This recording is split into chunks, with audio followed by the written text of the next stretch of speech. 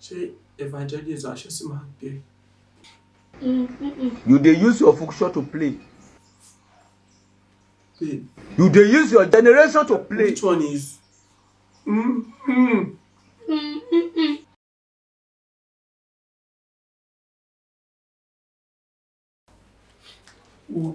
Hey,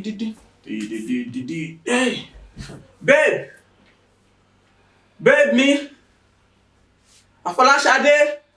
What's up, baby? Wow. Come here, no me. Cool, cool, there.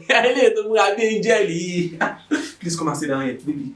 Feel it. Choco.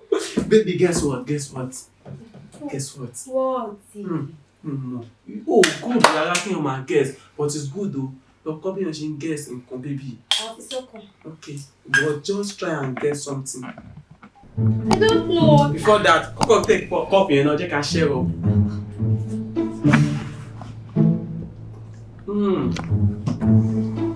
Baby, upon that, you still guess anything. You know I'm not good at guessing, so just tell me. Well, no problem. No, my booty baby, when you know you're with the anniversary. Hey, God save you. Mo reke tẹ́lẹ̀ ni. Mi mọ̀ kó máa rántí. Oh goodness. Mi mọ̀ kó rántí. Mo do am mo báyìí. Me that been expecting paralysis. Paraga. Yes. Paraga. Well, fine, it's good. So I just think that we are in your 10. So for we allowed in it, it can come with very necessary. So there's that we don't go show you moja. So of me see that aṣọ tí mo wọ́n sí o. Aṣọ yìí moja ló lọ fowó ẹ̀ rà wá. Not like that. Oh, I'm so pretty. I really like it to be sincere. I'm going to make it to so you are waiting for Parana. Actually, your plan Parana. We're between just wait it up, can enjoy our shop life, between ourselves. But I shan't go back on show more. Because it's everything well. But I should do that. But babe, I want us to play a game. Game? Yes. I'm good to go. Cross your mind. Oh, wow. What's my heart? It's about truth or dare? Truth or dare, yes. Okay, what's my heart? Oh. So babe, I really want you to tell me the truth. So I really need the truth. So we'll be asking ourselves five questions. So are you ready? I'm fine, I'm good to go with you. Okay. So babe, before to the pay me at Kato beat up, how many boyfriend do you have?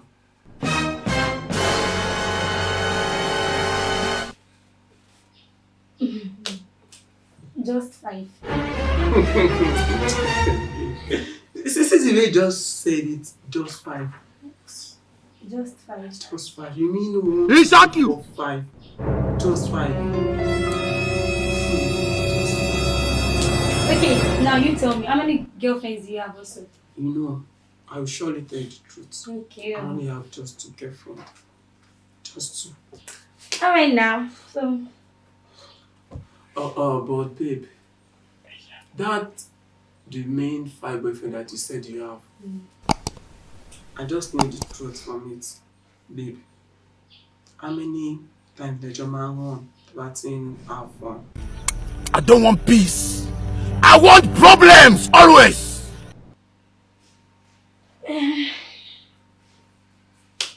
Oh no. The first one, the door. 11 they have. Then the second one. 3rd. How many times would they tell you before you know that Nigeria is not? They have 15.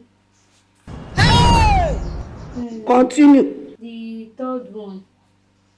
My pass me. Oh my days, you are more worried to your long. 25. I'm not a hear word.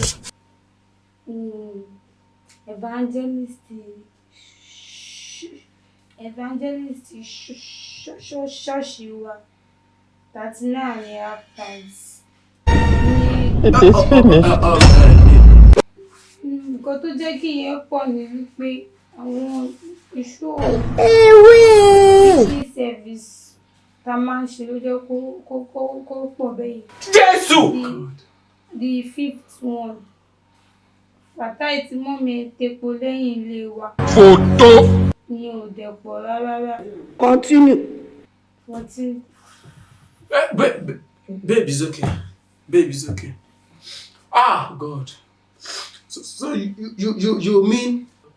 Now tell me the truth. She evangelist or she man baby. You dey use your function to play. Babe. You dey use your generation to play. Which one is? You dey use your next generation to see, play. don't try to doing let rubbish. me to understand the Things that you are doing lunatic manipulation of Jajatica. Ah, woman, evangelist. I know they hear So God. what evangelist in Johnny Font is now? Ẹ̀yin Christianity dóyàwó líyàwó. Tó bá tú advice mi ara máa pa. Babe. Don't worry, Babe. just dey play. Just dey play. Keep playing. Just dey play. Dey play. He shock you.